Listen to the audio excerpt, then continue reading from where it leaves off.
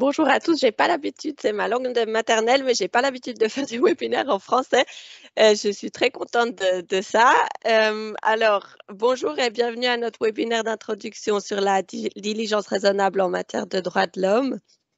Mon nom est Alice Arbach et je dirige les programmes thématiques au réseau local du Global Compact pour la Suisse et le Liechtenstein.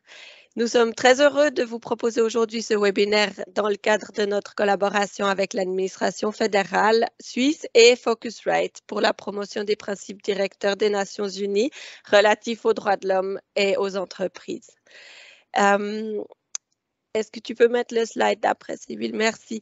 L'objectif de notre réseau est donc d'attirer l'attention des entreprises sur la pertinence des questions sociales et environnementales pour leurs activités et de les soutenir dans la mise en œuvre. Nous aidons nos participants premièrement à agir de manière responsable sur la base des 10 principes du Global Compact et deuxièmement à promouvoir des solutions innovantes pour atteindre les objectifs de développement durable. Donc, comme vous pouvez voir sur le slide, 6 des 10 principes du Global Compact des Nations Unies sont liés aux droits de l'homme et aux droits du travail. Ainsi, le pacte mondial demande aux entreprises de respecter et de soutenir les droits de l'homme proclamés au niveau international et de s'assurer qu'elles ne sont pas impliquées dans des violations des droits de l'homme tout au long de leur chaîne de valeur.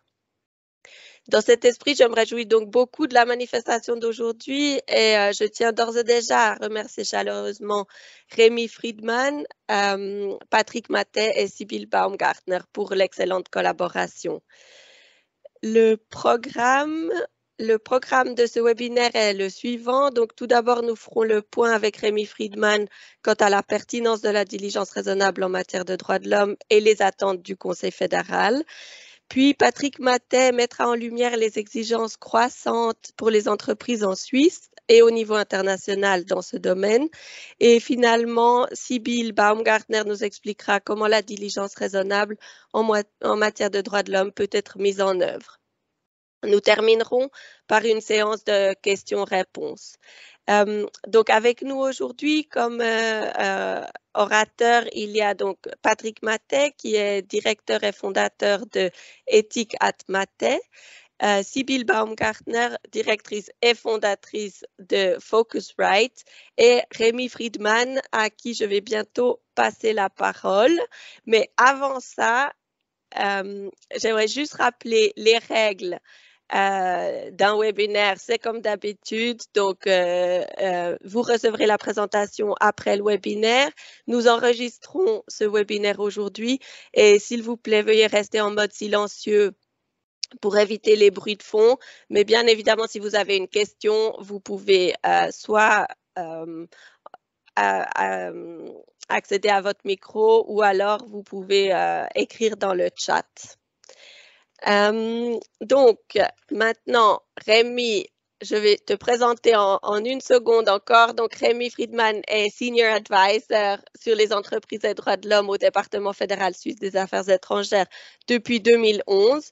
Il possède une expérience étendue de 30 ans dans le domaine humanitaire, droits de l'homme, consolidation de la paix auprès du gouvernement suisse et d'organisations internationales. Donc, Rémi, la parole est à toi et je vous souhaite à tous un très bon webinaire. Merci beaucoup, Alice. Mesdames, Messieurs, je suis très content de vous donner la bienvenue à cet atelier d'introduction sur la diligence raisonnable en matière de droits de l'homme, mené par Focusrite en collaboration avec le réseau suisse du UN Global Compact, qui s'inscrit dans la mise en œuvre du plan d'action national de la Suisse sur les entreprises et les droits de l'homme. Pour rappel, le 15 janvier 2020, le Conseil fédéral a adopté les plans d'action révisés pour la période 2020-2023. L'un concernant la responsabilité des entreprises à l'égard de la société et de l'environnement, et l'autre concernant les entreprises et les droits de l'homme.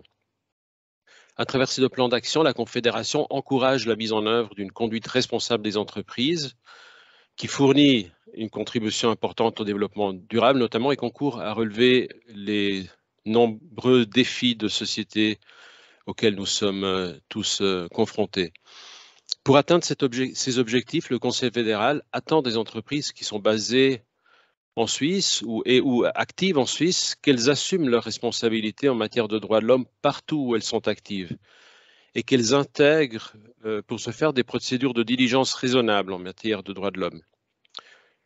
Il est attendu des entreprises qu'elles évitent tout impact négatif sur les droits de l'homme pouvant résulter de leurs activités. Avec ces deux plans d'action, le Conseil fédéral soutient les entreprises pour qu'elles respectent les normes et les standards de la conduite responsable des entreprises qui ont été convenus à un niveau international. Ces standards comprennent notamment les principes directeurs de l'OCDE pour les entreprises multinationales et les principes directeurs de l'ONU sur les entreprises et les droits de l'homme. À travers ces deux plans, la Confédération soutient les entreprises par des mesures qui comprennent notamment la création de mesures de soutien pour la mise en œuvre de la diligence raisonnable en matière de droits de l'homme, à travers la création d'outils, de guides, etc., notamment un site web qui est accessible avec des références à tous ces outils, et la collaboration avec des initiatives multipartites, des initiatives multi-acteurs qui peuvent notamment aider les petites et moyennes entreprises. Les actions et les événements de sensibilisation, comme l'atelier sur la diligence raisonnable en matière de droits de l'homme, qui est organisé aujourd'hui avec Focusrite et le UN Global Compact, font partie de ces activités. Mesdames, Messieurs, l'influence de l'économie suisse s'étend depuis longtemps au-delà des frontières nationales. Les entreprises jouent un rôle de pionnier dans l'ouverture des marchés mondiaux, la préservation des ressources naturelles, la promotion du bien-être et des droits de l'homme dans le monde entier. L'engagement international de la Suisse en faveur des droits de l'homme repose sur la conviction que la réalisation de ces droits est une condition fondamentale pour un développement économique et social durable. Faisant face à de nombreux défis, la situation mondiale n'évolue pas toujours dans le sens souhaité. Ça requiert encore plus de responsabilités, un travail en commun, gouvernement, société civile, entreprise. Voilà, je m'arrête là. J'aimerais vous remercier pour votre attention et passer la parole à Patrick Matet. Merci, merci Rémi. Mesdames et messieurs, bonjour à toutes et à tous. C'est un plaisir pour moi d'être là avec vous aujourd'hui. Peut-être un mot sur moi avant qu'on plonge dans la matière. J'ai travaillé avec mes anciens collègues au département fédéral des affaires étrangères pendant plusieurs années. On a parlé de ce plan d'action national. J'ai contribué à sa rédaction, à son évaluation, y compris sur les lois dont on viendra après. Donc, je viens de là et j'ai tout à coup sauté le pas en disant, maintenant, une fois qu'on a fait tout ce pan normatif, comment est-ce qu'on fait concrètement les choses? Et j'ai donc ouvert mon entreprise de consulting et je conseille maintenant les entreprises sur comment mettre en œuvre ces attentes et ces lois, ce dont on va discuter tout à l'heure. Je suis basé à Neuchâtel, je travaille en Romandie. J'ai le plaisir de travailler aujourd'hui avec Focusrite, qui sont actifs partout en Suisse, principalement en Suisse allemande. Et du coup, c'est un bon complément qu'on soit là ensemble aujourd'hui. Vous avez entendu justement la présentation de Rémi Friedman sur les attentes du Conseil fédéral envers les entreprises. Je pense que c'est important de commencer par ces attentes. Pourquoi? Parce que on va le voir, il y a des mécanismes contraignants, il y a des lois qui vont concerner certaines entreprises avec certains seuils. Mais au-delà de ces lois, on a ces attentes qui, elles, vont concerner tout le monde. Et je pense que c'est important de dire que ce soit tout le monde, toutes les entreprises, dans tous les secteurs, le gouvernement attend de ces entreprises qu'elles respectent les droits de l'homme dans toutes leurs activités, partout où elles opèrent. Et je pense que c'est important de commencer par là. Évidemment, le gouvernement suisse n'est pas le seul à avoir des attentes de la sorte. On a vu, vous le voyez dans les médias aussi, on a de plus en plus d'autres acteurs qui arrivent avec ces mêmes attentes envers les entreprises. Je pense que les principaux qui ont surtout, je dirais, une plus grande influence sont les investisseurs. On voit de plus en plus de fonds d'investisseurs qui demandent, qui exigent aux entreprises dans lesquelles elles investissent d'avoir des rapports sur la durabilité, de montrer comment elles respectent les droits de l'homme. On a évidemment aussi, je dirais, toute une série d'autres acteurs qui arrivent, les consommateurs, les ONG qui sont très présentes et qui permettent aussi de voir l'importance de respecter ces attentes, puisque quand il n'y a pas d'attentes respectées, ça fait des articles dans les médias qui sont qui apportent une mauvaise réputation. Donc je pense que là aussi on le voit. On a des benchmarking, c'est-à-dire des évaluations qui vont comparer les performances en matière sociale de certaines entreprises en fonction souvent des informations qui sont disponibles publiquement.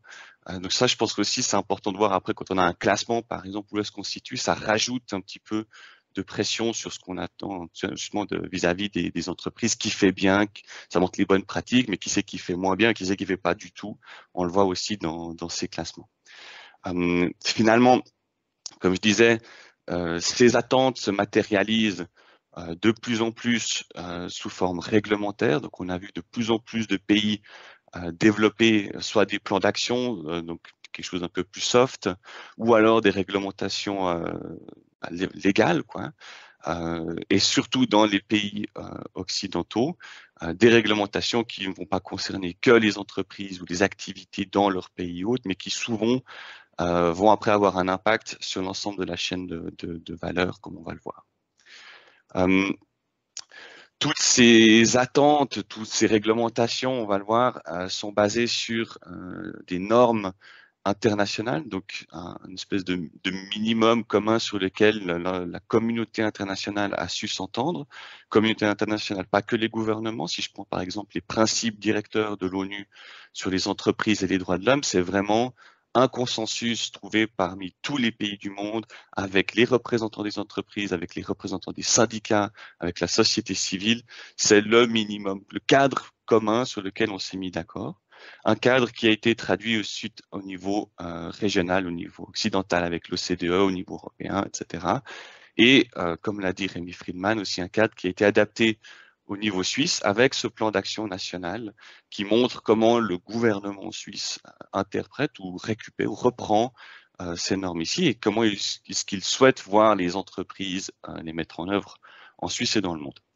Ces cadres internationaux, donc ces principes directeurs de l'ONU ou de l'OCDE, ils sont basés sur différents pays. Il y a une partie, évidemment, qu'est-ce qu'on attend de l'État, quelles sont les obligations des gouvernements, et puis une autre partie qui concerne véritablement les entreprises, donc quelle est la responsabilité des entreprises. Et je pense que c'est ce mot-là qui est un peu le mot-clé aujourd'hui et qui va nous amener tout au long de la journée, c'est le terme de responsabilité. Qu'est-ce qu'on attend d'une entreprise responsable?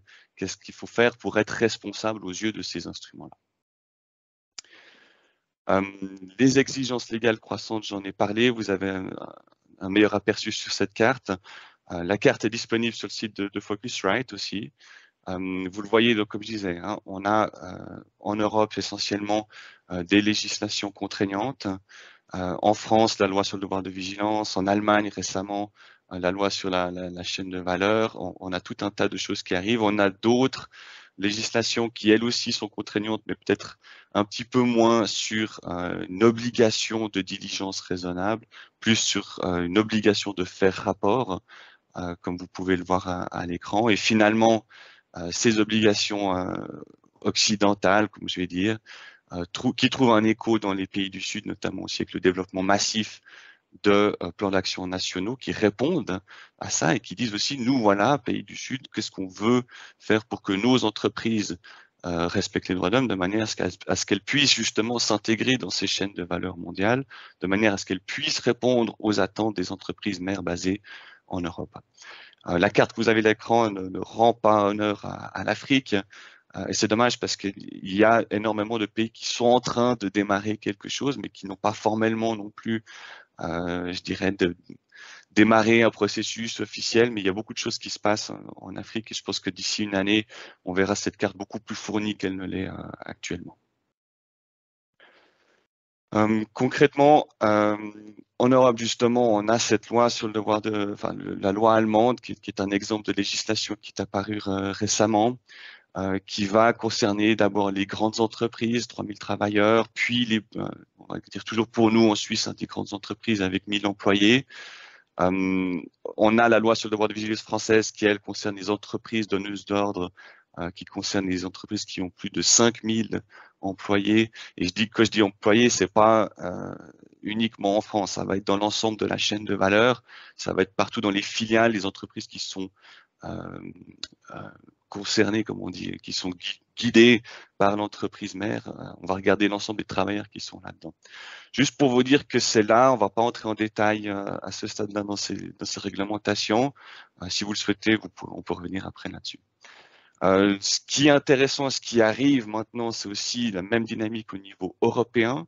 Donc, il y a maintenant sur la table un projet de directive européenne pour introduire un devoir de diligence raisonnable, qui est intéressante parce qu'elle n'a pas les mêmes seuils que certaines législations déjà existantes. Hein. Comme je disais, en France, on a un seuil à 5000 employés.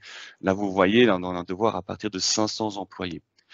Alors, à prendre avec des pincettes parce que c'est un projet, il n'est pas encore finalisé, mais la dynamique va dans le sens, en tout cas, où il y aura, je vais dire prochainement, à moyen terme en tout cas, une directive européenne sur le devoir de diligence.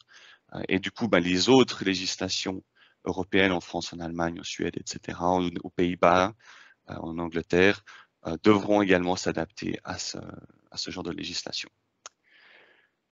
En Suisse, alors bon, vous avez tous suivi le débat puis la votation sur l'initiative pour des multinationales responsables.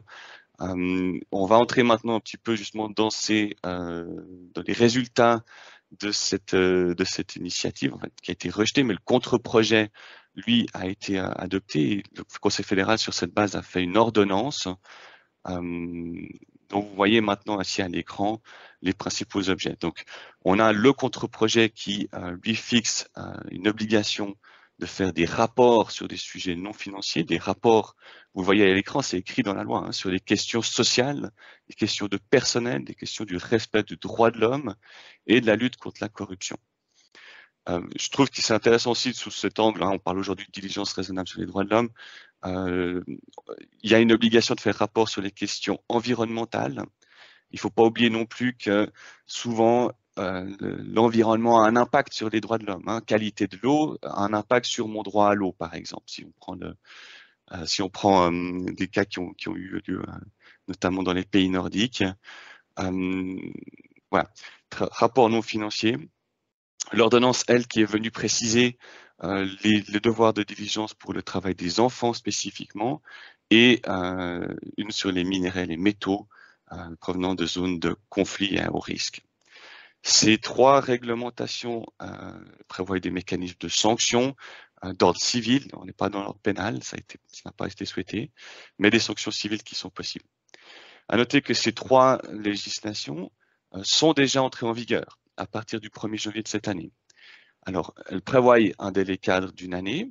Ça veut dire qu'à partir de 2023, les entreprises devront avoir mis en place des systèmes de diligence raisonnable si elles sont concernées par cette législation. Et en 2024, elles devront faire un rapport sur ce qu'elles ont fait en 2023. Donc, c'est maintenant. Et je pense que c'est le message principal qu'il faut faire passer, c'est qu'avant, on était dans les attentes, avant, on avait des plans d'action, mais maintenant, on a une loi en Suisse, on a 3 lois, et c'est vraiment maintenant que ça va se passer. Alors, on va plonger un petit peu en détail sur les exigences de ces nouvelles législations, qui ont des seuils différents. On a l'obligation de faire rapport qui, elle, va concerner des entreprises qui ont au moins 500 employés et les chiffres, un bilan et chiffre d'affaires que vous avez à l'écran, 20 millions, 40 millions. Donc, on est déjà sur une bonne entreprise, on va dire. On verra après justement que les deux autres, sur le travail des enfants et les minéraux de conflit, vont concerner des entreprises plus petites à 250 employés, non pas 500 comme ici, avec les mêmes chiffres sur le bilan et le chiffre d'affaires. Ce sont des entreprises qui sont aussi dites d'intérêt public. Ça veut dire des entreprises qui sont cotées en bourse principalement. Voilà. On va dire, on a ces catégories-là. Donc, soit cotées en bourse, soit 500 employés, 20 millions, etc. Il faut avoir respecté, il faut tomber sous au moins 2 de ces critères pendant 2 ans pour être concerné. Comme j'ai dit, si une entreprise n'est pas concernée parce qu'elle n'est pas dans les seuils, ça ne veut pas dire qu'elle doit rien faire. Ça veut dire que le Conseil fédéral attend d'elle qu'elle fasse quelque chose. Donc, c'est pas inutile de faire quelque chose quand même dans ces mêmes lignes. Et je pense que la loi ici est intéressante parce qu'elle va guider. On va le voir un peu plus tard. Si vous n'êtes pas directement concerné par ces législations, vous le serez probablement concerné indirectement. Je continue quand même sur cette loi, donc sur le devoir de faire des rapports. Il y a des exigences qui sont fixées par la loi. Vous les avez ici à l'écran, donc un rapport annuel signé par l'organe supérieur. Je pense que les points les plus importants et contraignants sont notamment le fait qu'il faut que ce soit approuvé par l'organe compétent pour l'approbation, donc souvent par l'Assemblée générale, et il faut que ce soit accessible au public pendant au moins 10 ans. Il faut prévoir de la place sur les serveurs. À la différence de certaines législations, notamment en Allemagne ou européenne, il n'y a pas d'audit qui est nécessaire ou d'examen externe sur ces rapports financiers, enfin ces rapports non financiers. Alors, dans ces rapports, qu'est-ce qu'il faudra mettre? Vous avez là aussi, comme je disais, des thèmes qui sont vraiment précisés par la nouvelle législation. Ce qui nous concerne aujourd'hui plutôt, c'est les questions sociales, les questions personnelles, respect des droits de l'homme, lutte contre la corruption. Sur le respect des droits de l'homme, on va entrer en détail. Sybille nous fera une présentation tout à l'heure. Qu'est-ce que ça signifie concrètement là derrière? Je trouve intéressant quand même à signaler ici que quand on entre sur les questions sociales, on parle souvent de racisme. Qu'est-ce qu'on prévoit? Qu'est-ce qu'on a contre la non-discrimination à ce niveau-là? Sur les questions de personnel, on a souvent sur les droits des travailleurs ou bien l'égalité salariale, ce qui est entre parenthèses assez facile à couvrir puisque si vous êtes concerné par cette loi, c'est-à-dire si vous avez plus de 500 employés, vous êtes également concerné par la loi sur l'égalité salariale, ça veut dire qui elle touche les entreprises qui ont plus de 100 employés et donc vous devez montrer là ici comment vous assurer que l'égalité salariale entre hommes et femmes est respectée. Donc on peut reprendre ces choses-là qui ont déjà été faites, si vous voulez, dans un autre cadre, pour les intégrer dans ces obligations de faire rapport.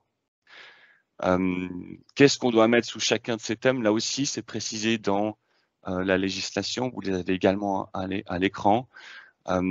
C'est donc tout le principe de la diligence raisonnable qu'on va vous détailler tout à l'heure, avec voilà quelle est la position de principe de base, comment est-ce que notre entreprise perçoit les choses, comment est-ce qu'on veut se positionner par rapport à ça, quel est l'impact sur notre chaîne de valeur, où sont les risques, qu'est-ce qu'on veut en faire, quelles sont les mesures qu'on prend. Comme je dis, tout ça on va entrer vraiment en détail avec Sybille après sur qu'est-ce qu'on va faire. Ce qui est intéressant et important à noter, c'est qu'il faut aussi indiquer des indicateurs de performance. Pas simplement dire oui, on va respecter, on va faire ci, ça, mais montrer comment vous allez faire et puis quel est l'indicateur qui va pouvoir prouver que vous avez atteint votre objectif quelque part. Et ça, c'est souvent une partie qui est un petit peu omise dans les différents rapports des entreprises. C'est souvent comme ça que les entreprises sont aussi évaluées. Donc, je pense que c'est important de faire vraiment l'effort sur bien réfléchir à ces indicateurs. Finalement, il y a une clause, en anglais on dit comply or explain, s'y conformer ou s'expliquer, c'est-à-dire que si une entreprise fait le choix de se dire je suis concerné mais je n'ai pas envie ou je ne peux pas, il va falloir s'expliquer, il va falloir justifier de manière claire et motivée. On n'a pas encore comment on dit, de jurisprudence, donc aucun juge n'a pu vraiment dire ok, qu'est-ce qu'on entend par une motivation claire et motivée? Est-ce que l'absence de ressources, le manque de temps est suffisante? Moi, je peux pas vous dire à ce stade-là. Il n'y a pas encore on n'a pas suffisamment de recul, mais je dirais à prendre avec des pincettes quand même. On a donc le contre-projet prévoyait une obligation de diligence raisonnable pour le travail spécifique au travail des enfants, une diligence raisonnable qui donc a été précisée par voie d'ordonnance. On a une ordonnance que vous avez disponible aussi dans les hyperliens ici à l'écran, dans le PowerPoint qu'on va vous transmettre, qui concerne spécifiquement le travail des enfants. Alors la Suisse n'est pas la seule à avoir ce genre de législation, mais c'est vrai qu'on n'est pas beaucoup.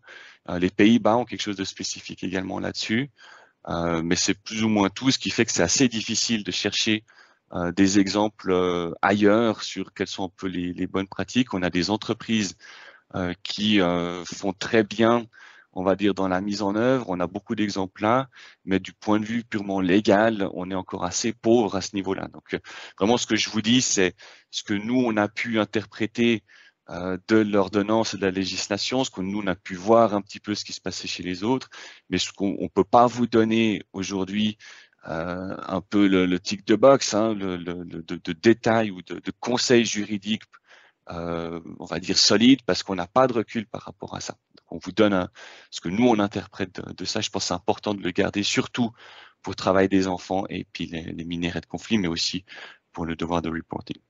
Donc, si on regarde cette ordonnance vraiment suisse, typique à la Suisse, qu'est-ce qu'on y trouve? Donc, rien de très surprenant, en tout cas. On a des références à des standards internationaux, notamment ce que fait l'UNICEF, notamment ce qu'on fait l'Organisation internationale du travail, conjointement avec l'Organisation internationale des employeurs. Tout le monde s'est mis d'accord sur voilà, qu'est-ce que c'est que du travail des enfants. Alors on a des critères, hein, faut pas que ce soit l'âge de 15 ans, faut pas que l'enfant ne puisse pas aller à l'école, éviter les travaux dangereux, je pense notamment à l'épandage dans l'agriculture, avec voilà, des définitions comme ça qui sont précisées dans la loi, des précisions aussi sur qu'est-ce qu'il faut faire en termes d'obligations. Alors, on va dire, voilà, il y a un certain nombre de pays où il y a un soupçon fondé. C'est ça le terme qui est utilisé dans la loi. Alors, qu'est-ce que c'est qu'un soupçon fondé? Alors, pour ça, vous avez un index de l'UNICEF, vous le trouvez également en hyperlien sur cette slide, qui va vous présenter une carte du monde où l'UNICEF estime qu'il y a un soupçon fondé. Alors, vous avez une liste de pays où il n'y a pas de soupçon. Vous avez une liste de pays où le soupçon fondé est moyen et puis un soupçon fondé élevé. Pas de surprise, hein, dans les soupçons fondés élevés, c'est des pays qui sont généralement en conflit, c'est des pays comme la Papouasie-Nouvelle-Guinée, l'Érythrée, le Yémen, des pays comme ça. Je pense que là, ça paraît assez vite évident. Beaucoup moins évidents sont les pays où il y a un soupçon fondé moyen, selon UNICEF. Et là, on trouve des pays comme les États-Unis, comme la Chine, comme la Grèce ou la Bulgarie. Attention donc, suivant d'où vous importez vos biens ou services, à regarder là, parce que tout à coup, on peut être surpris par ce qu'il y a aussi. Et la loi le dit clairement, hein, dans ces pays où c'est un soupçon fondé moyen, il faut aussi faire cette diligence raisonnable. Avec quelques exceptions, la loi prévoit justement des certains seuils pour qui est concerné vraiment ou pas. Je le disais, c'était donc les entreprises à 250 employés. Si vous êtes une PME, vous n'êtes pas concerné par ça, c'est ça que ça veut dire. Et puis, il y a des exceptions aussi, donc vous n'êtes pas obligé de procéder à ce devoir de diligence selon la réglementation suisse si votre entreprise respecte déjà d'autres réglementations internationales ou d'autres standards, on va dire. Donc, il n'y a pas de duplication, il n'y a pas besoin de dupliquer.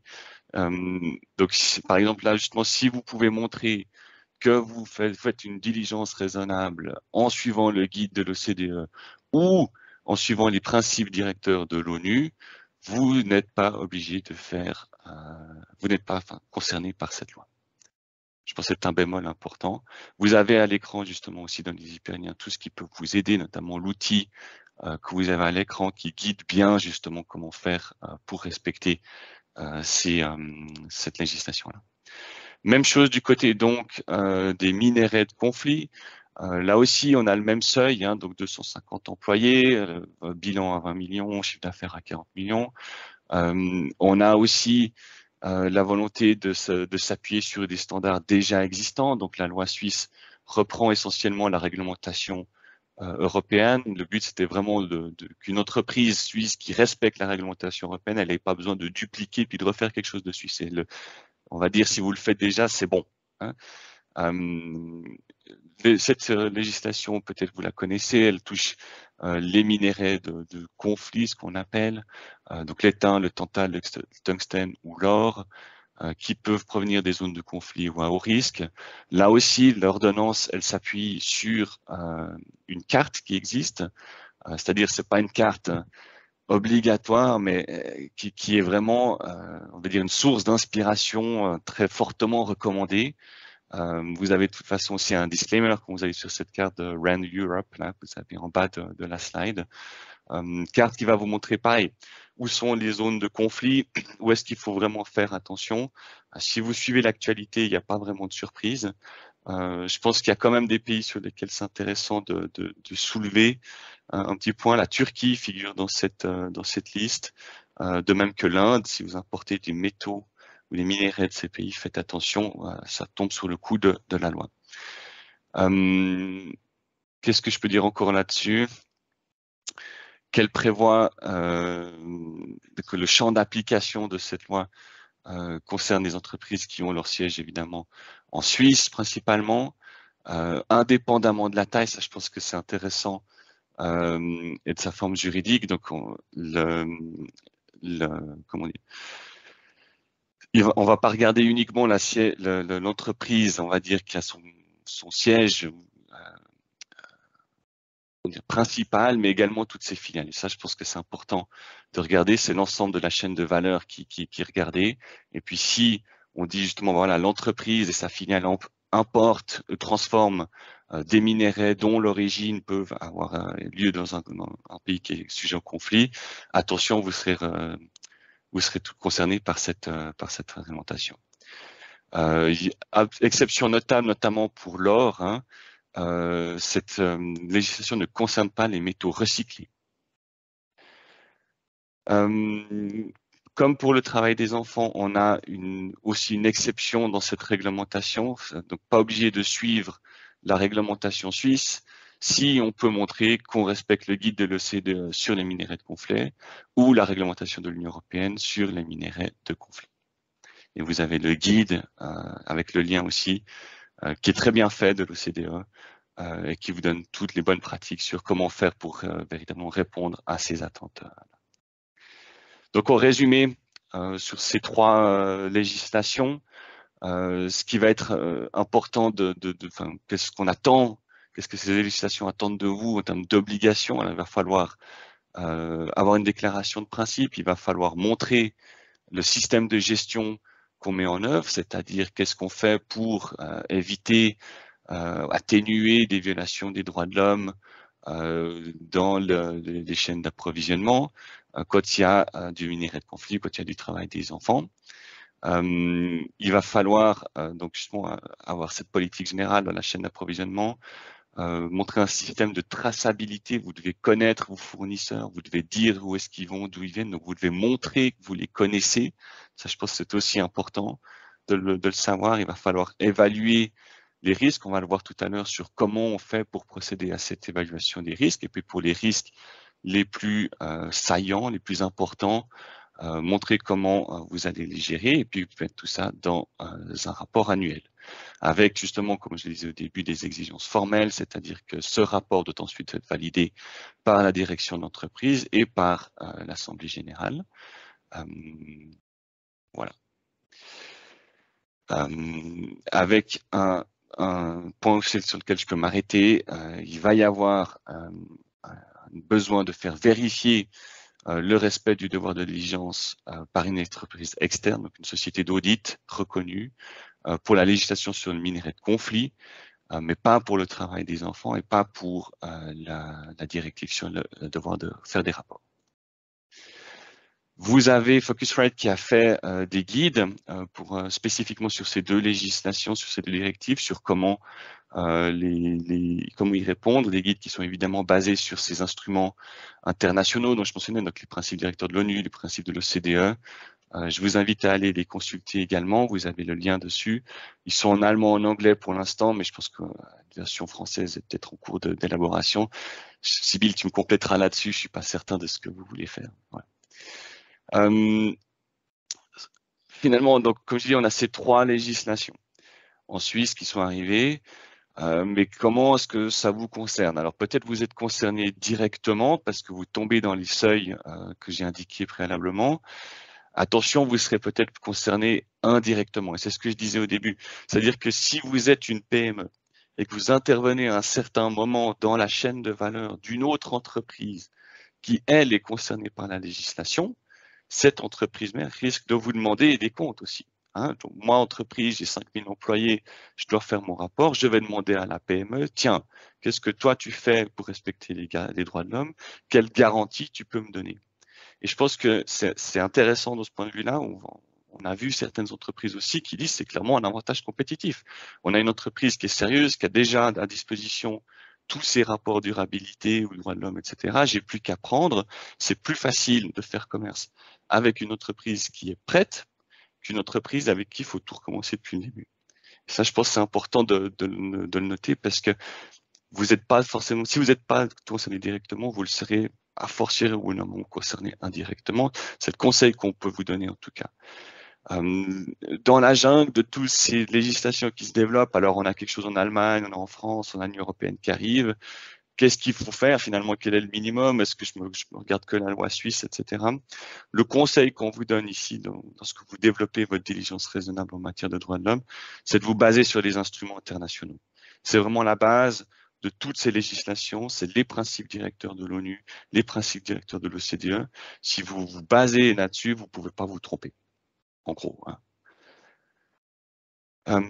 Voilà, pour la première partie, un petit peu plus sur les directives de la législation. Je prends volontiers des questions à ce stade spécifiquement là-dessus. On viendra après sur un petit peu le comment ou le quoi plus spécifique avec cette diligence de raisonnable. Sur la partie législation, est-ce qu'il y a des questions?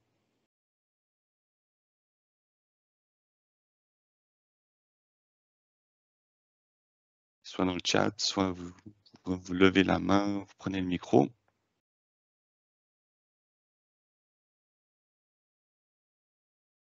Est-ce qu'il y a des participants qui savent déjà qu'ils vont devoir suivre cette loi, qui vont être dans le champ d'application? Oui, il y a Boris qui lève la main. Vous pouvez juste parler directement, je crois. Ouais, ça marche. Bonjour, merci pour la présentation. Une question de mon côté, c'est dans le schéma que vous venez de montrer sur l'entreprise qui est directement concernée ou les effets directs et indirects. En fait, souvent, il y a des modèles, des intervenants multiples dans la chaîne de valeur, avec des fournisseurs de niveau 1, niveau 2, niveau 3, etc. Jusqu'à quel point on doit prendre en compte ces impacts? Enfin, à partir de quand on est... nous, on a une entreprise manufacturière, on travaille typiquement, on est dans la chimie, donc on travaille avec des sels d'étain, avec des sels de cobalt, etc.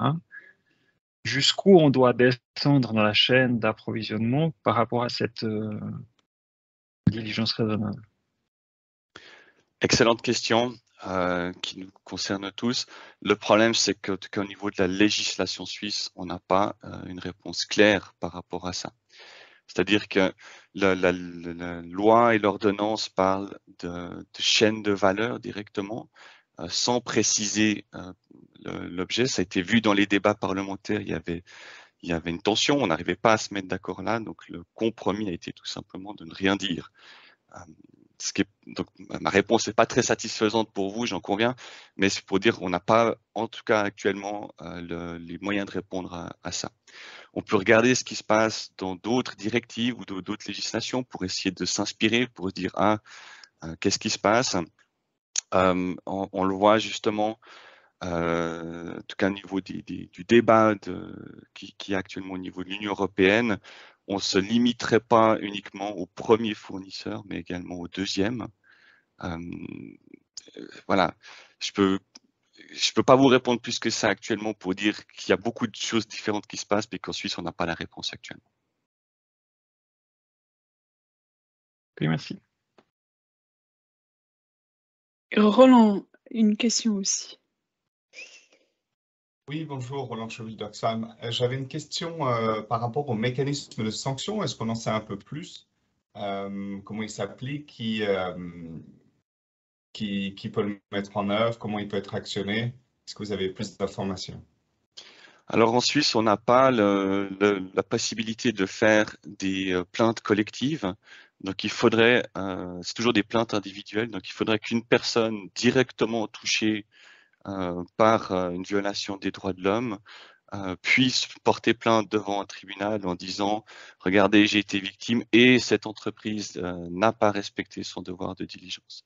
Il y a actuellement un projet pour élargir le cercle des parties, hein, comme on dit en termes juridiques, donc des parties à un procès civil, qui est soumis à consultation par l'Office fédéral de la justice, donc qui prévoit pas un modèle à l'indienne avec vraiment des grands groupes, les class action, hein, comme on dit, mais qui permettrait quand même à certains groupes concernés de pouvoir porter plainte.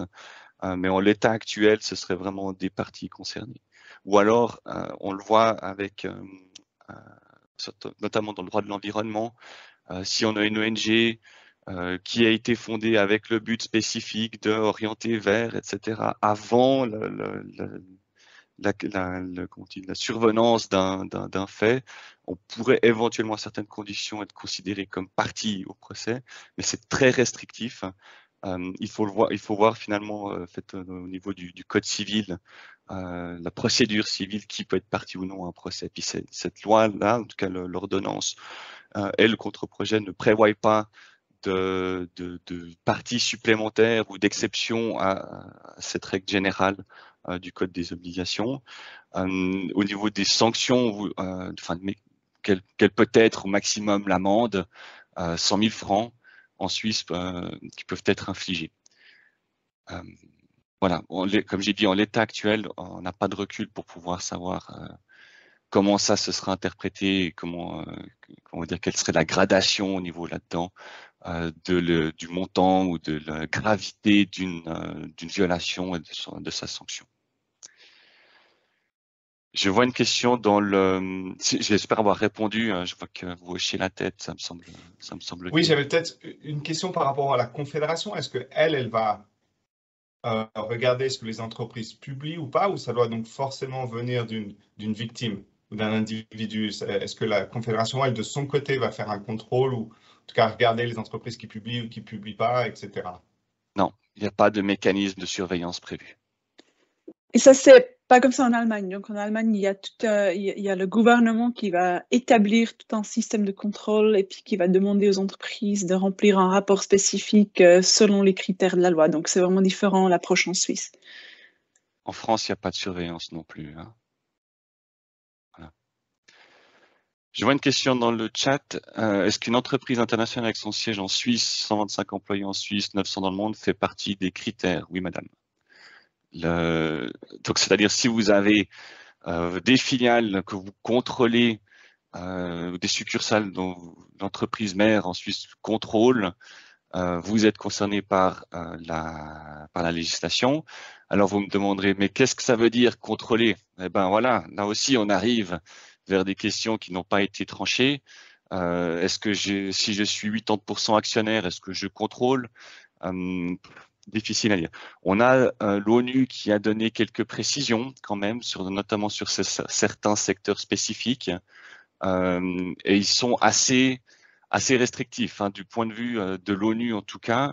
On va dire si une entreprise est le fournisseur exclusif, mais que même si vous n'êtes pas propriétaire à 100% ou formellement de cette entreprise, on considère que vous la contrôlez et donc que vous pouvez avoir une influence et donc que vous serez concerné là-dessus.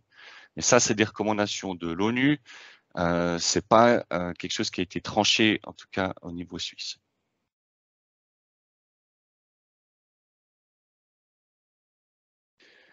Quid de l'utilisation des standards? Ouais. Je peux reprendre. Donc, je viens de mettre dans le chat aussi le lien vers le nouveau standard GRI qui a été révisé l'année passée. Et la bonne nouvelle, c'est que le nouveau standard, il a repris, il s'est aligné à ces critères. Donc, ça a quand même duré 10 ans. Mais la bonne nouvelle, c'est que si vous changez votre reporting vers le nouveau standard, qui de toute façon sera obligatoire à partir de l'année prochaine, vous êtes assez bien préparé d'avoir cette nouvelle perspective de risque. On en va parler après. Donc, il y a eu quand même pas mal de changements dans le nouveau standard. Mais oui, si vous le reprenez le nouveau, vous êtes bien préparé, mais il faudra quand même encore voir les lois.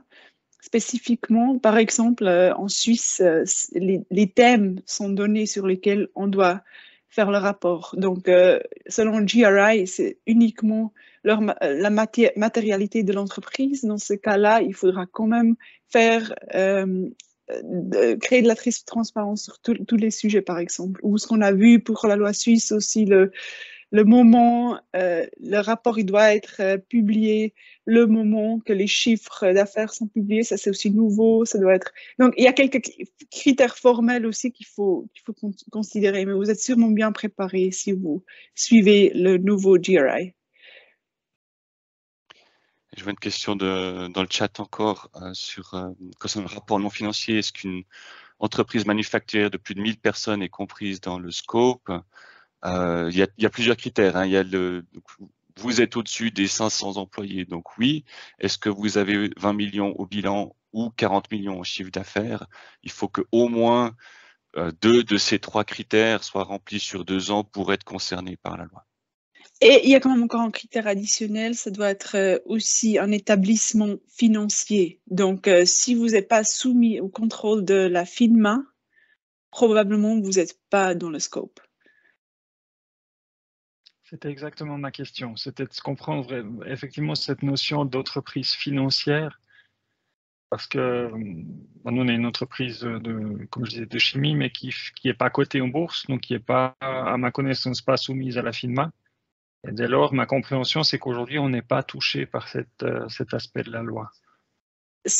Vous êtes quoi comme établissement? Donc, ça doit être un établissement. Une entreprise privée industrielle. OK. Parce que les banques privées sont soumises à la FINMA, donc les banques privées sont quand même dans le scope. Mais si vous n'êtes pas dans le secteur financier, très probablement, vous ne seront pas dans le scope. Voilà, selon l'article 727 du CO. Donc, c'est quand même un scope assez limité, en fait, selon le reporting obligatoire. OK, merci. Mais là aussi, c'est-à-dire que là, on a repris la loi européenne de 2017 qui est déjà en train d'être révisée. Donc, il y a déjà le draft qui va étendre le scope aussi. Donc, très probablement, la Suisse, elle va reprendre aussi la nouvelle loi européenne. Mais pour l'instant, le scope, il est quand même encore assez limité là.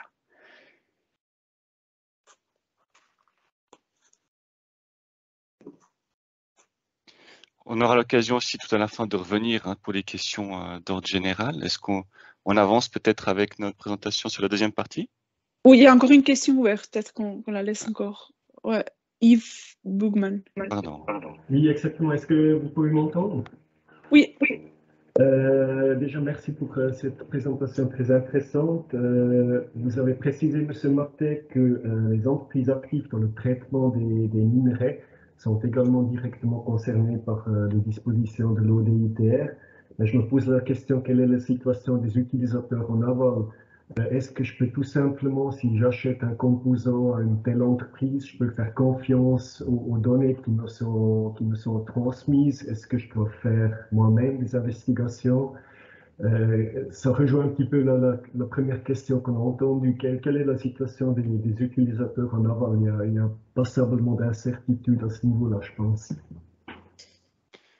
La loi suisse parle, merci pour la question, la loi suisse parle d'importation et de transformation de ces minerais. Elle donne aussi des seuils assez importants quand même. Donc il faut, par exemple, pour l'or, j'ai l'annexe quelque part ici, on parle de plusieurs tonnes importées ou transformées par année. Voilà, minerais d'or et leur concentré, il faut quand même importer 4 millions de kilos par an pour être touché par la réglementation. Donc, disons, déjà là, c'est déjà assez restrictif. Ensuite, si vous donc importez ou transformez ces grandes quantités vous intervenez dans la chaîne de valeur d'une entreprise, comment dire, les critères, en tout cas de la législation, ça va être vraiment ces critères fixes. Ça va dire, on va vous regarder vous un petit peu la taille d'entreprise où vous vous situez et puis quelle est la quantité que vous importez ou transformez. Après, comment dire, il n'y a pas de précision en tout cas donnée sur est-ce que je dois aller regarder ce que fait mon importateur, est-ce que je dois aller encore plus loin. Il n'y a pas de précision, en tout cas à ce niveau-là, dans la loi suisse, ce qui vous aide pas non plus, ce qui pour autant vous empêche pas d'être exposé à un certain risque. Et je pense que c'est ça aussi la réflexion qu'il faut avoir, c'est que là où les réglementations sont parfois un petit peu, je ne vais pas dire obscures, mais pas, enfin, qui ne vous donnent pas une indication suffisamment claire, il faut réfléchir en termes de risque. Et on le voit, le risque est plus ou moins grand, enfin, de plus en plus grandissant par rapport à ça. Si je prends l'exemple typique qu'on a, c'est l'importation d'or recyclé en provenance de Dubaï. Alors effectivement, c'est très difficile. Je pense que les défis sont reconnus. On peut difficilement aller voir à Dubaï les fournisseurs pour leur demander, mais voilà, cet or, d'où est-ce qu'il vient, est-ce que vous pouvez me garantir, etc. En l'état actuel, on a beaucoup de peine à obtenir les garanties nécessaires. Alors, vous avez le choix, soit vous dites, ben voilà, c'est fait, soit vous pouvez montrer que vous avez fait cette diligence, que vous êtes arrivé face à ça, et puis quelles sont les mesures que vous prenez. Je pense que dans le doute, on va dire par rapport à cette législation, ce serait toujours avantageux pour vous de montrer que vous avez fait l'effort plutôt que d'essayer de botter en touche par rapport à ça. Mais je comprends le défi. J'ai pas de réponse, en tout cas pas au regard de la législation suisse. Oui, je crois que c'est une bonne transition aussi vers dont on va parler là, parce qu'en fait, question de garantie, de toute façon, ça va être très difficile d'avoir des garanties en général. Donc, l'idée de la vigilance raisonnable en matière de droits de l'homme, c'est peut-être frustrant, mais c'est pas d'avoir une garantie. On va pas pouvoir exclure qu'il y a des risques qui se passent quand même. Mais en fait, c'est vraiment un système de management, un système d'approcher le sujet, un système à reconnaître les risques et puis adresser préventivement les risques, mais on va pas avoir les garanties. Et puis ça, on voit aussi dans la loi, genre l'exemple des minerais, du travail des enfants, c'est les entreprises qui doivent démontrer qu'ils acceptent qu'il y a ce risque dans la chaîne de valeur et puis qu'ils commencent à travailler là-dessus. Donc c'est ça, on va tout simplement pouvoir dire, et en bref, il s'agit d'éviter les effets négatifs sur les individus et l'environnement tout au long de la chaîne de valeur. Mais c'est comme je le disais, c'est le système, le management qu'on a pour adresser ces sujets-là. Donc concrètement, on a beaucoup parlé de la diligence raisonnable en matière de droits de l'homme. Qu'est-ce que ça veut dire vraiment pour les entreprises? Qu'est-ce que je dois faire si je décide en tant qu'entreprise de faire parce que pour quoi qu'en raison, ou je le fais parce que j'ai identifié que j'ai des obligations selon des lois en Suisse ou ailleurs. Donc, il s'agit toujours de ces 6 principes qui font partie de la vigilance raisonnable en matière des droits de l'homme. Donc, ces 6 éléments, il y a 6 questions à se poser, il y a 6 éléments à travailler dessus. Donc, il y a toujours, pour commencer, il y a toujours la déclaration de principe. Donc, la question comment l'entreprise exprime-t-elle de manière crédible qu'elle assume sa responsabilité en matière des droits de l'homme. Après, deuxièmement, ça fait toujours partie de ce système d'avoir une analyse des risques et aussi des faits. Comment est-ce qu'on détermine l'impact qu'on a en tant qu'entreprise sur les individus dans la chaîne de valeur? Donc là, c'est les risques potentiels, mais aussi actuels. Quelles sont les mesures que je prends en tant qu'entreprise pour adresser les risques identifiés et priorisés? Comment je mets en œuvre des mesures qui ont vraiment un effet positif pour les gens potentiellement impactés par la chaîne de valeur de l'entreprise. Après, il y a l'encadrement, c'est tout ce qui est regarder les processus internes, regarder comment les différents départements peuvent contribuer à adresser les risques. Donc, par exemple, on a le département qui travaille directement avec les fournisseurs. Qu'est-ce qu'ils doivent savoir? Qu'est-ce qu'on doit avoir comme processus pour que dans l'achat, on respecte les normes qu'on s'est mis dans la déclaration de principe. Après, le suivi et la communication, on l'a déjà vu, là, c'est surtout aussi les législations qui vont là dans cette direction où on est obligé aussi de suivre les mesures qu'on s'est mises, et puis aussi voir à quel point les mesures sont mises en œuvre, est-ce qu'elles sont effectives, est-ce qu'il faut les changer. Et ça, il faut faire régulièrement, et puis il faut créer une transparence là-dessus. Donc, la question de transparence, c'est toujours difficile à savoir à quel point on doit être transparent sur les risques, sur les mesures prises.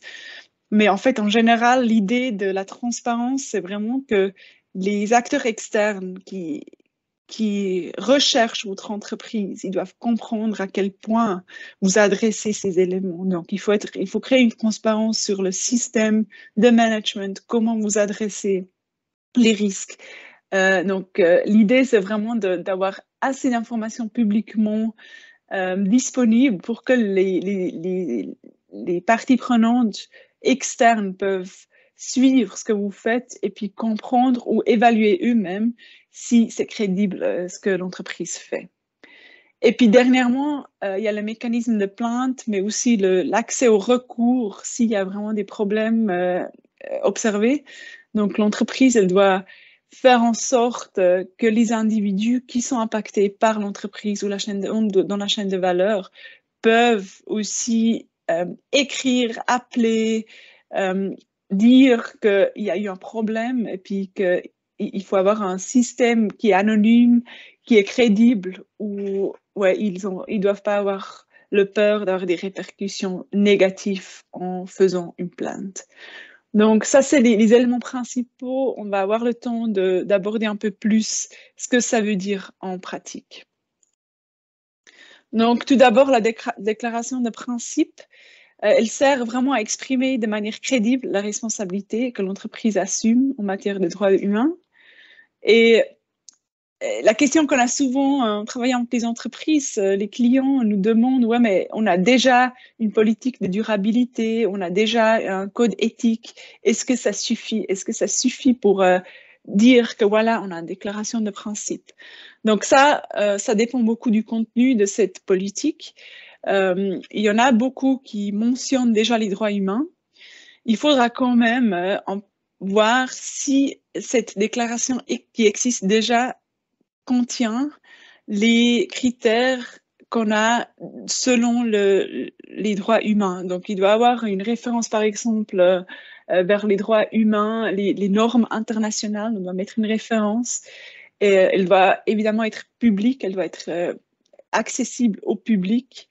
Elle ne doit pas être autonome, elle peut être intégrée dans d'autres documents, mais elle va aussi être adoptée par les plus hauts dirigeants de l'entreprise. Donc, il y a plusieurs critères, et puis là aussi, il faudra voir aussi les lois spécifiques pour comprendre si la déclaration qu'on a déjà, elle est suffisante. Par exemple, en Allemagne, la loi, elle va assez loin. Elle demande aussi qu'on mette vraiment les risques priorisés, qu'on mette aussi le système comment on va mettre en œuvre la diligence raisonnable.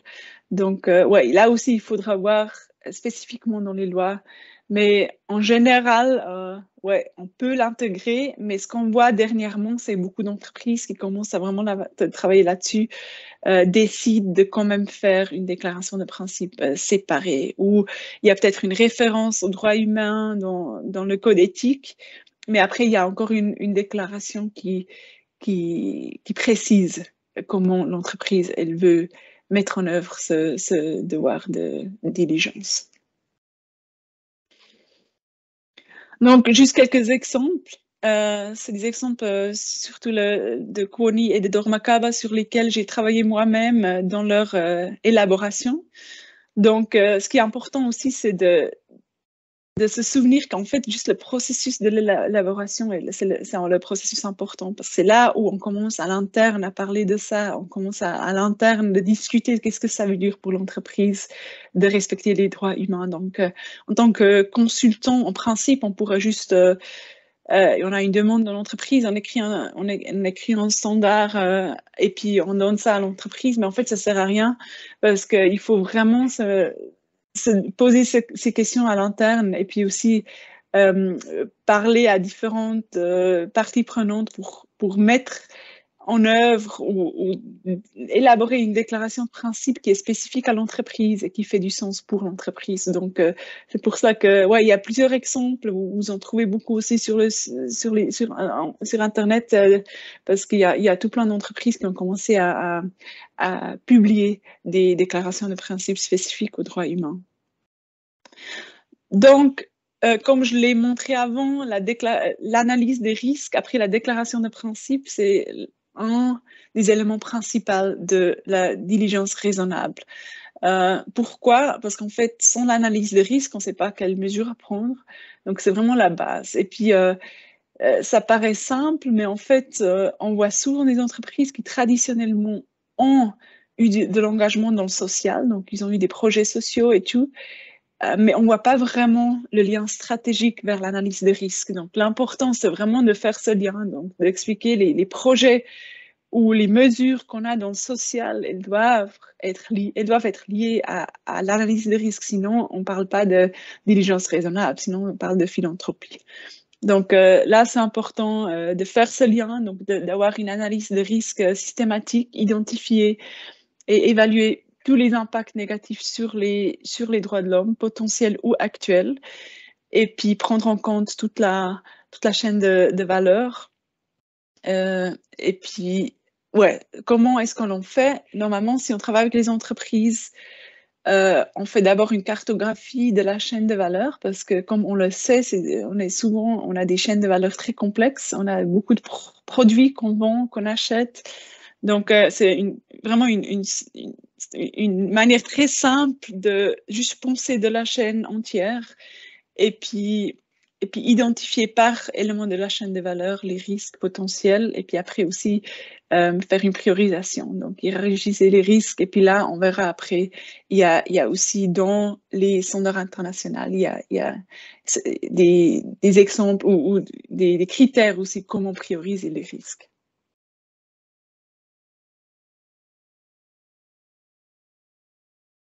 Il y a une question de Paul.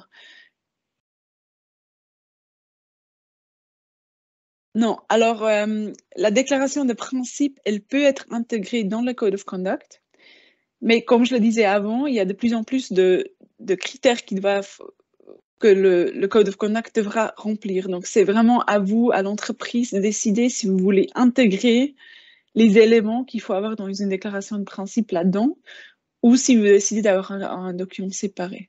Mais dans le cas de la loi allemande, il y a quand même pas mal d'éléments qui doivent être dans la déclaration de principe. Donc, c'est vraiment à l'entreprise de décider si c'est un document séparé ou si c'est intégré dans le Code of Conduct. On va faire un petit jeu de rôle maintenant, surtout pour vous illustrer concrètement qu'est-ce que ça signifie, tout ce qu'on vient de dire, toute cette due diligence, vous verrez, qu'est-ce qui se cache derrière tous les mots qu'on a utilisés. Pour ça, on va faire un jeu de rôle fictif. Sybille va jouer le rôle d'une directrice générale et je vais lui poser quelques questions sur comment est-ce qu'elle est arrivée à mettre en œuvre cette diligence raisonnable. Alors, bonjour Sybille, tu es directrice de Suisse Textile SA. Est-ce que tu peux nous présenter ton entreprise en 2 mots? Oui, merci. La Suisse Textile SA, c'est une entreprise qui a 320 collaborateurs en Suisse. On a le siège en Suisse. On est une entreprise textile de taille moyenne et puis on vend nos t-shirts de coton dans 5 filiales propres, mais aussi par des entreprises clientes business to business en Allemagne, France et en Autriche. On n'a pas d'usine propre, mais on a de la production avec des fournisseurs principalement en Inde, au Bangladesh et en Turquie. J'imagine qu'il y a des risques dans tout ça. Est-ce que tu peux nous dire comment est-ce que vous avez procédé à l'analyse de risque? Ouais, en fait, on avait juste rien en place, on n'en avait même pas pensé parce que, ouais, on pensait aussi qu'on n'a pas trop d'influence, on est très petit, on n'a pas d'influence sur nos producteurs en Inde, en Bangladesh, en Turquie. Mais après, on a eu des ONG qui ont découvert qu'il y a eu un problème dans l'usine en Inde. Et puis l'ONG suisse, elle a aussi déclaré les liens entre notre entreprise, et puis ce producteur en Inde. Donc on a on a compris que voilà, ok, peut-être qu'on devrait quand même y penser. Et puis, on a décidé de faire justement une analyse de risque systématique selon les normes internationales. Donc, ce qu'on a fait, comme on l'avait vu dans la théorie avant aussi, on s'est juste demandé, ok, quelle est la chaîne de valeur typique qu'on a? Donc, on a commencé par l'agriculture, la production et la récolte du coton. On ne savait pas trop d'où venait le coton. On a quelques produits bio où on savait d'où ça venait, mais la plupart des t-shirts, on ne savait pas du tout d'où venait le coton. Donc, on a pris un peu les données sur le secteur, les données sur le marché du coton international, et puis on a juste mis un peu les pays, on a pensé en pays où, selon les études ou justement ces données, on devrait peut-être aussi avoir du coton. Donc, évidemment, la Chine, on sait que la plupart du coton vient de la Chine, si on regarde au niveau international, mais aussi un peu en Inde, au Brésil, au Ouzbékistan. Donc, on a un peu dans notre chaîne de valeur, on pensait que voilà, si on ne sait pas exactement d'où ça vient, ça doit venir de là où le marché international, selon le marché international. Donc après, on a le deuxième élément de la chaîne de valeur qui est beaucoup simplifié, parce qu'on sait que la transformation du coton jusqu'au textile, c'est plusieurs étapes de traitement. Mais pour simplifier, on parle d'une étape de traitement. Après, on a entre tous les éléments, on a le transport, les agents, donc c'est le transport en camion, mais aussi sur les bateaux. Après, on a le commerce même, donc notre commerce propre, mais aussi le commerce par les entreprises avec qui on travaille à l'étranger. Et après, évidemment, l'utilisation et puis la fin de vie, une fois que nos produits sont utilisés, cassés. Donc, vous avez commencé par cette cartographie, et puis une fois que vous avez la cartographie de votre chaîne de valeur, qu'est-ce qu'on fait? Donc après, on a pris chaque élément et puis on s'est juste posé la question par élément, quels sont les risques potentiels. Donc, vous voyez ici, on a identifié beaucoup de risques. Donc potentiellement, évidemment, pour l'agriculture, on sait qu'il y a des risques liés à la santé des employés, mais aussi l'heure de travail pendant les heures de récolte, aussi les migrants qui travaillent dans certains pays qui sont aussi exposés à des risques élevés. Après aussi dans le traitement, on a identifié pas mal de risques aussi liés à la santé, aux heures de travail, au salaire.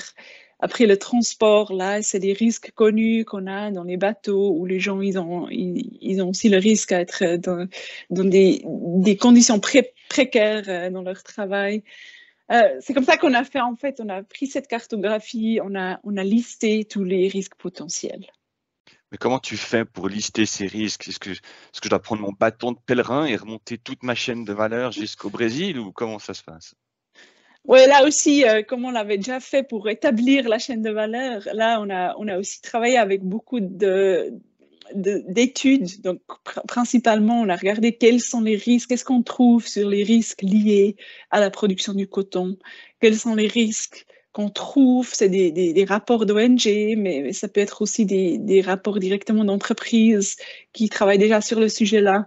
Donc, quels sont les risques qu'on doit considérer si on parle de notre chaîne de valeur du coton. Donc, c'est vrai que c'est pas nécessairement lié exactement à notre producteur même ou le fournisseur de notre producteur parce qu'on n'avait pas cette information. Donc, c'est vraiment c'est une estimation de risque, si tu veux. Mais là, je vois, bon, il y a beaucoup de risques, hein. Finalement, est-ce qu'il faut, dans ton rapport data due diligence, est-ce qu'il faut tous les traiter, ou bien comment je fais pour définir lesquels sont les plus importants que je dois traiter? Ouais, bon, ça c'est la bonne nouvelle, qu'on a le droit de prioriser, même si en principe les droits humains, il n'y a pas de priorisation entre droits humains, mais en tant qu'entreprise, évidemment, on ne peut pas tout faire. Donc, on a aussi pris les normes internationales pour prioriser ou hiérarchiser les risques qu'on avait identifiés. Donc, on a pour chaque élément de la chaîne de valeur, on a pris les critères, c'est les critères de l'ampleur, la portée et la réparation. Donc, pour chaque éléments de la chaîne de valeur qu'on voit là dans le heat map, on s'est posé la question, mais à quel point les individus potentiellement affectés, à quel point le risque il est grave pour les gens même. Donc, la gravité, elle est définie. L'ampleur, ça veut juste dire dans quelle mesure le droit de l'homme est-il violé.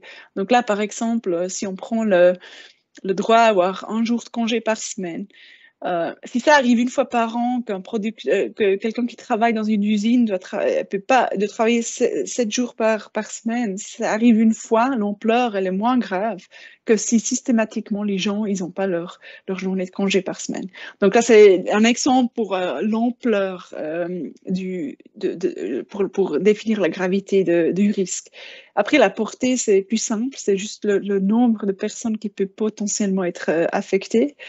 Et puis la question de la réparation, elle est très importante parce que là, si il y a un impact qui ne peut pas être annulé, si c'est une maladie qui est incurable ou même si on a un risque que les gens ils meurent dans leur travail, il y aura toujours la remédiabilité qui n'est pas donnée. Donc, si la remédiabilité n'est pas donnée, le risque il doit toujours être considéré grave.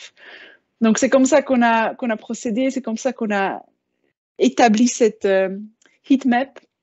Et puis, on voit que dans notre cas, et puis je crois que c'est pour beaucoup d'entreprises le même cas, les risques les plus graves sont les risques où on n'a pas directement l'influence, les risques vers la production agriculturale ou le processing, donc la transformation du produit.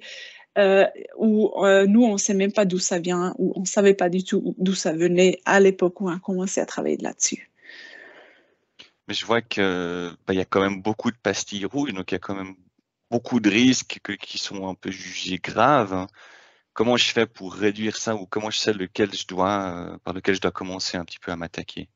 Ouais.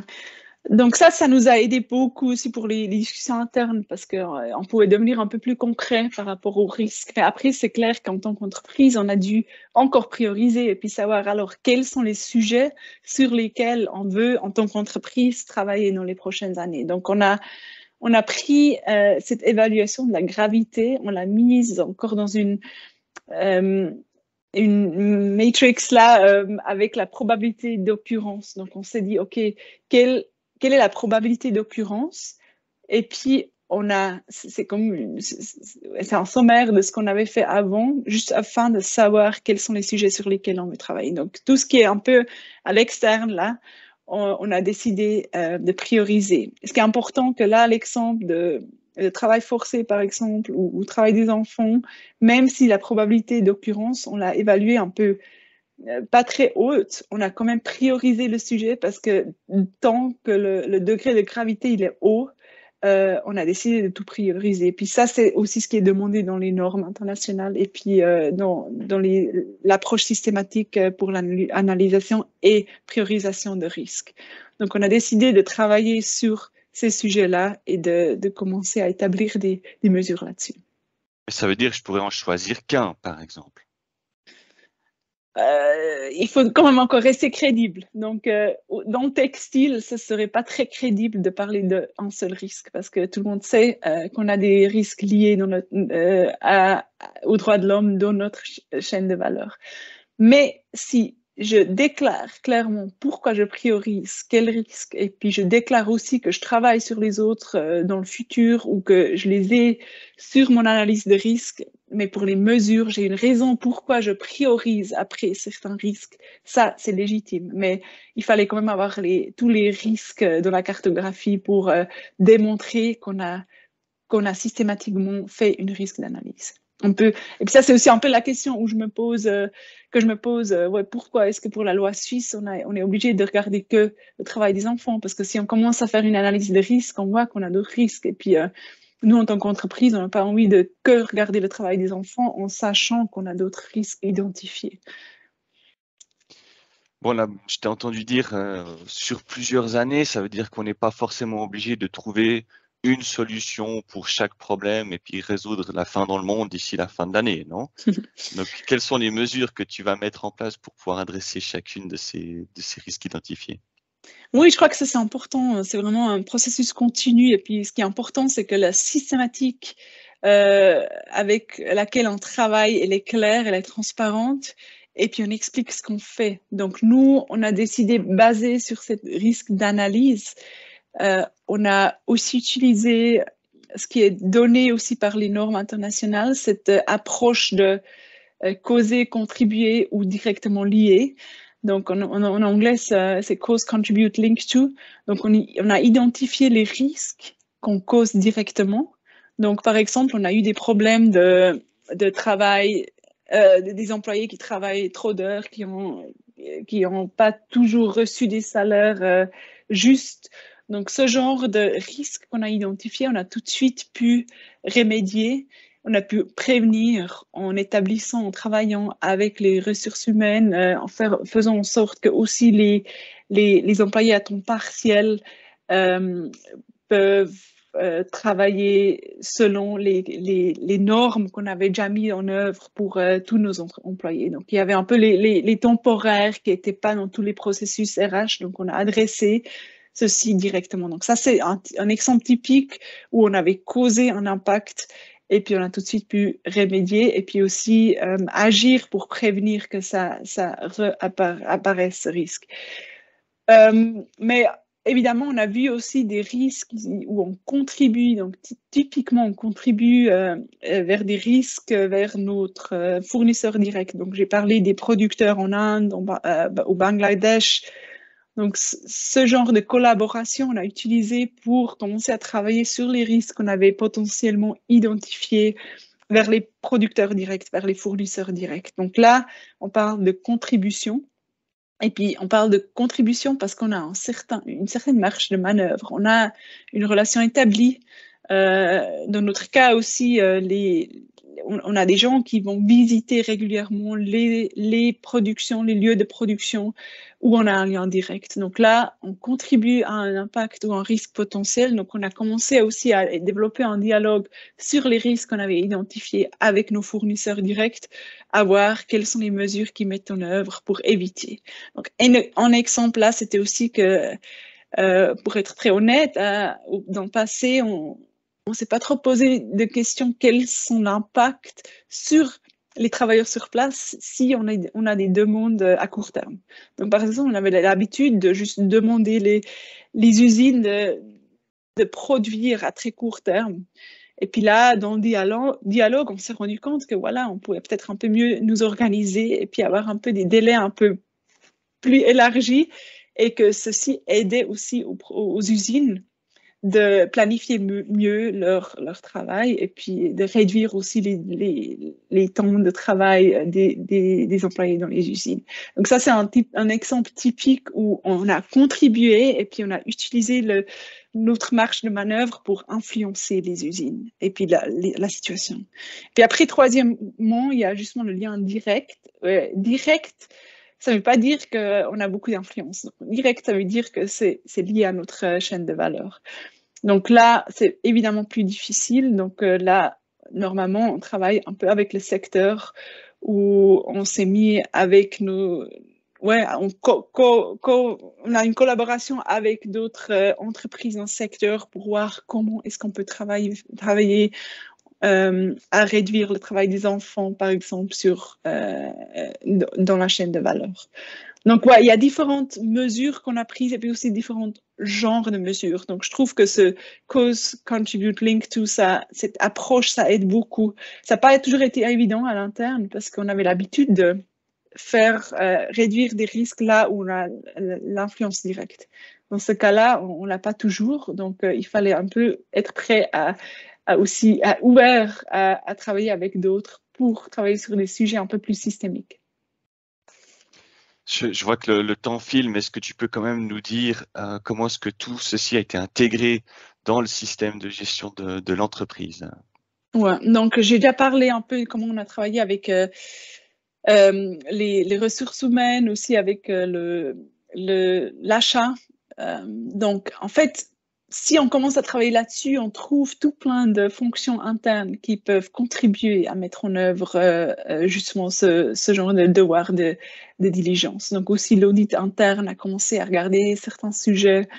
Évidemment, on a aussi commencé à adapter les pratiques d'achat, à voir si on peut innover des produits qui sont plus durables de base, à partir de vraiment de comment ils sont, le design il est fait.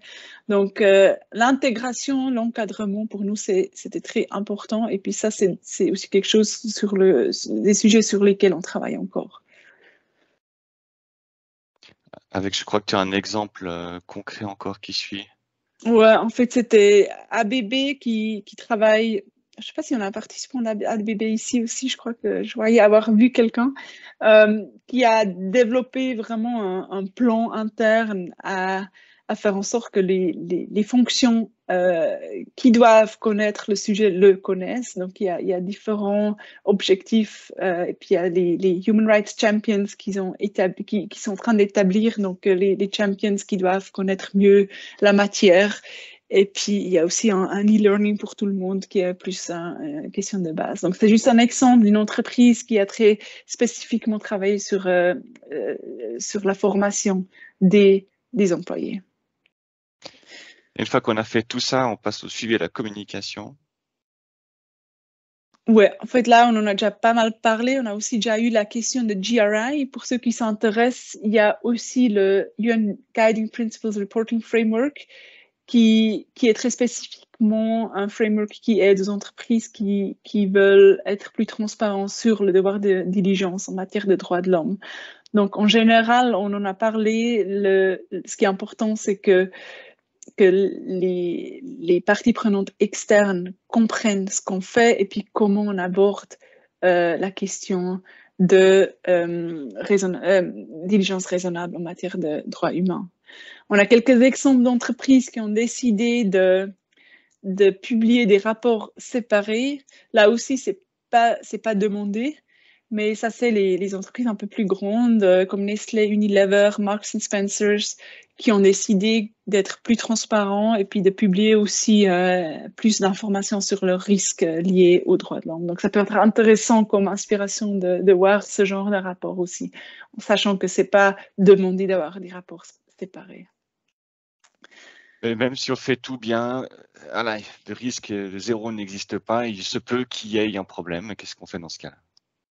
Oui, donc on connaît un peu je crois les entreprises, la plupart, surtout les plus grandes entreprises connaissent les whistleblowing mechanisms. Donc en fait, c'est un genre une manière qui doit être accessible aux personnes concernées et puis qui existe aussi, qui est accessible aussi pour les gens qui sentent qu'ils ont été impactés par l'entreprise. Donc c'est pas nécessairement que les employés. On a vu les risques, donc liés au risque, on peut s'imaginer qui sont les personnes potentiellement affectées. Et puis, évidemment, c'est des fois difficile. Donc, si on ne sait même pas qui sont les fournisseurs des fournisseurs, comment est-ce qu'on va pouvoir leur donner ou offrir un mécanisme de plainte? Donc, dans ce cas-là, c'est bien de travailler aussi avec des organisations locales. Donc, dans le cas de l'Inde, on sait qu'il y a une région Gujarat, où il y a particulièrement beaucoup de production de coton. Donc là, dans l'exemple, la Swiss Textile SA, elle a collaboré avec le secteur et puis des organisations sur place qui établissent un mécanisme local. Donc ça peut être aussi, ça ne doit pas être l'entreprise même qui offre ce mécanisme, mais l'idée, c'est de vraiment aussi en avoir un système d'alerte. Donc, ça aide aussi à comprendre quels sont les problèmes au-delà des études des ONG ou des rapports des ONG. Très bien. Tout ça, ça concerne surtout enfin, c'est pas que ça concerne, mais des grandes entreprises ont souvent des moyens plus importants pour pouvoir justement couvrir l'ensemble de ces choses-là. Mais quand on a une PME, est-ce que tu peux nous dire en 2 mots un petit peu comment on pourrait, par où commencer, comment est-ce qu'on peut simplifier ça? Oui, alors la manière de commencer, comment démarrer, évidemment, il y a beaucoup d'entreprises qui nous approchent, qui nous demandent « Ouais, mais comme ça a l'air de beaucoup, comment est-ce qu'on peut faire? Comment on peut commencer? On n'a pas les ressources. » Donc, finalement, ce qu'on dit, c'est que d'abord, il faut juste avoir vraiment une définition de responsabilité claire et puis voir à quel point la direction stratégique est aussi opérationnelle, à quel point elles peuvent établir ce système eux-mêmes, ou est-ce qu'il faut de l'aide, aussi des compétences professionnelles externes, ou est-ce que ces personnes responsables peuvent peut-être aussi juste apprendre comment le faire. Et puis après, en troisième lieu, analyser les lacunes et puis définir les mesures. Donc, on parle d'analyse de lacunes parce que souvent, il y a déjà plus, il y a déjà des mesures en place, mais peut-être que l'entreprise, elle ne sait pas qu'elle travaille déjà sur les droits de l'homme spécifiquement, on n'a jamais fait le lien. Par exemple, la sécurité au travail, beaucoup d'entreprises y travaillent déjà, mais on peut-être jamais fait cette approche systématique en disant, OK, on parle de diligence raisonnable en matière de droits humains. Donc, ouais, pour les PME, en général, on peut dire que le système, c'est le même, donc c'est les mêmes éléments à aborder. Mais évidemment, ça dépend aussi de la taille, à quel point les processus ils doivent être vastes, ou est-ce que ça suffit? J'ai donné l'exemple avant de la Swiss Textile SA qui peut juste appeler le fournisseur. Donc, si on parle de plus grandes entreprises, on a 40 000 fournisseurs, normalement, c'est pas aussi simple de juste appeler l'usine qui produit. Donc, il y a aussi des opportunités pour les PME d'être plus directs, de comprendre plus directement quels sont les impacts et puis aussi de trouver des mesures directement avec les partenaires. Donc, oui, pour les PME, on doit faire la même chose, mais oui, on peut aussi reconnaître la taille et puis la structure de l'entreprise. Et puis ça, c'est aussi l'idée de la diligence raisonnable en matière de droits de l'homme, qu'elle soit justement adaptée au contenu et à l'entreprise. Donc oui, c'est un learning by doing, c'est ce qu'on a aussi voulu dire. C'est pas d'aujourd'hui à demain, on doit être parfait. On va pas pouvoir garantir qu'il n'y a rien qui se passe. On peut juste démontrer aussi aux partenaires qu'on y travaille, qu'on parle la langue, qu'on est conscient des risques et puis qu'on a pris des mesures et à quel point on avance en prenant des mesures.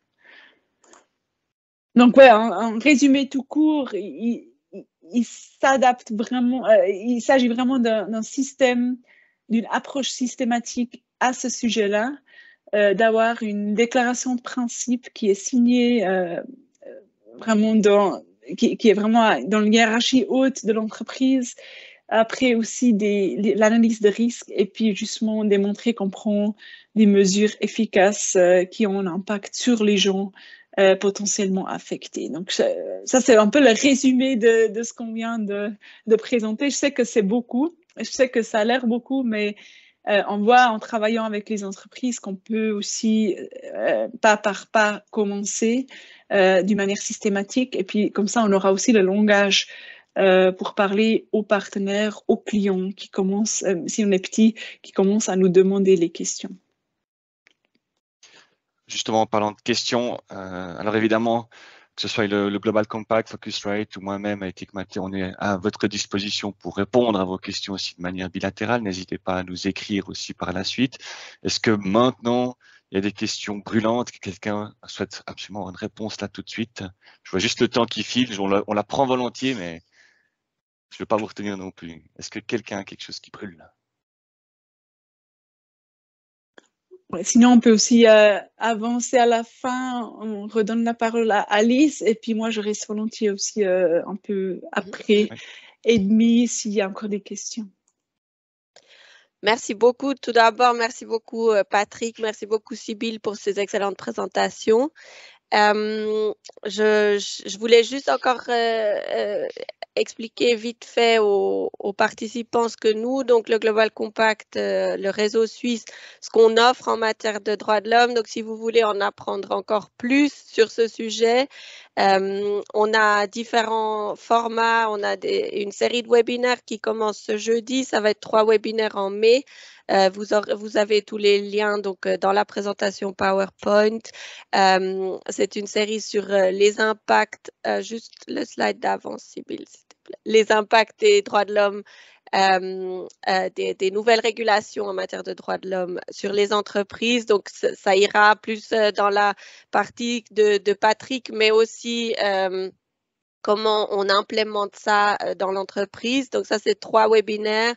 On aura un groupe de travail qui va commencer aussi en mai sur les droits de l'homme et les entreprises.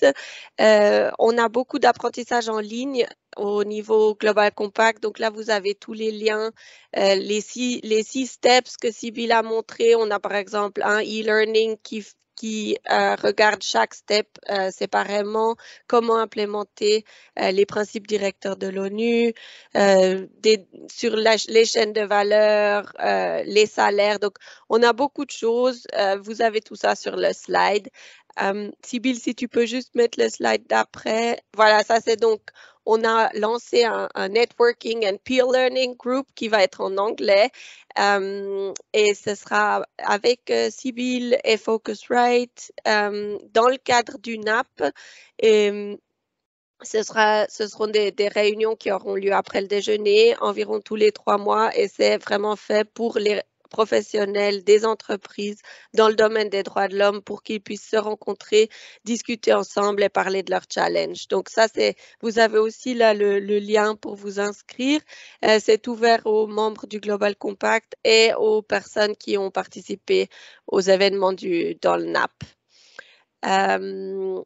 Voilà, il y a encore une enquête d'évaluation de votre satisfaction. Si vous êtes d'accord de prendre 1 minute ou 2 à 4 minutes, voilà, pour y répondre, ça serait très apprécié. Vous pouvez aussi le faire autrement plus tard quand vous aurez reçu les liens. Vous allez également recevoir cette présentation ainsi que l'enregistrement de ce webinaire par email dans les prochains jours. Donc, je pense qu'on est arrivé à la fin. J'aimerais vous remercier beaucoup. Donc, Sybille, tu disais que tu pourrais rester s'il y a encore des questions.